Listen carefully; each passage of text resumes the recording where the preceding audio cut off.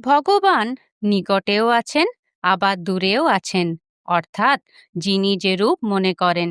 কৌরব সভায় যখন দুঃশাসন দ্রৌপদীর বস্ত্র আকর্ষণ করিতেছিল, তখন দ্রৌপদী কাহারও নিকট সাহায্য না পাইয়া হা মধুসূদন, হা দীনবন্ধু বলিয়া উচ্চস্বরে শ্রীকৃষ্ণকে ডাকিতে লাগিলেন।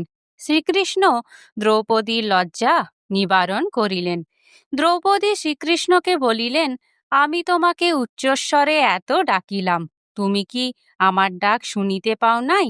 তোমার আসিতে যে বিলম্ব হইল।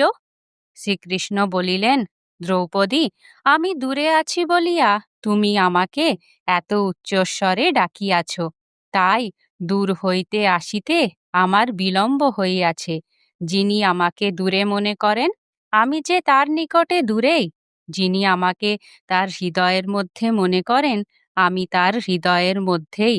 তিনি কখনো আমাকে ছাড়া হন না। জয় গুরু।